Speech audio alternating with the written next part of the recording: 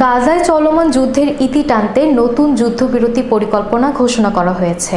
Hamas এতে রাজি থাকলে ইসরায়েলও মেনে নেবে বলে আশা প্রকাশ করেছে যুক্তরাষ্ট্র। দেশটির জাতীয় নিরাপত্তা পরিষদের মুখপাত্র জন করবি একথা জানিয়েছেন। মার্কিন প্রেসিডেন্ট জো বাইডেন গত সপ্তাহে যুদ্ধবিরতির পরিকল্পনাটি তুলে ধরেন।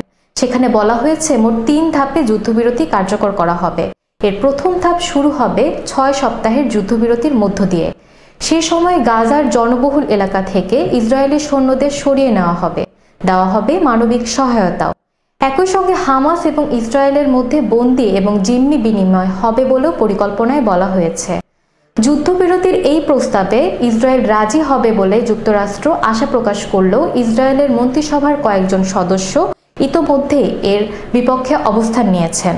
যুদ্ধবিরতির প্রস্তাবটি এমন এক সময় দেওয়া হলো যখন ইসরায়েলের সামরিক বাহিনী গাজার রাফা শহরে বিমান হামলা জোরদার করেছে। ফিলিস্তিনি শরণার্থীদের জন্য কাজ করা জাতিসংঘের সংস্থা UNRW এর দেওয়া তথ্য মতে হামলার মুখে পালিয়ে যেতে বাধ্য করার পর রাফা 36টি আশ্রয়কেন্দ্রের সবগুলো এখন খালি পড়ে আছে। একই সঙ্গে হামাস এবং ইসরায়েলের মধ্যে বন্দী এবং জিম্মি বিনিময় হবে বলেও পরিকল্পনায় বলা হয়েছে।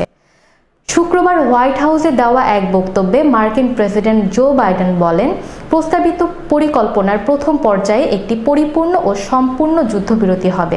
একই সঙ্গে জনবহুল এলাকা থেকে ইসরায়েলি প্রতিরক্ষা বাহিনী প্রত্যাহার এবং ফিলিস্তিনি বন্দীদের জিম্মি বিনিময়ের মতো বিষয়গুলো সেখানে অন্তর্ভুক্ত থাকবে বলে জানান তিনি। প্রেসিডেন্ট বাইডেন আরও বলেন, এটা সত্যিকার অর্থেই একটি সিদ্ধান্ত নেওয়ার সময়। হামাস সব সময় বলে তারা যুদ্ধবিরতি চায়, তাহলে তারা এই চুক্তি মানে কিনা সেই বক্তব্য প্রমাণ করার এটি একটি সুযোগ। এই যুদ্ধবিরতি গাজায় প্রতিদিন 600 ট্রাক মানবিক সহায়তা নিয়ে যাওয়া সহ বিপর্যস্ত অঞ্চলগুলোতে আরও মানবিক সহযোগিতা পৌঁছানোর অনুমতি দেবে বলেও জানান তিনি।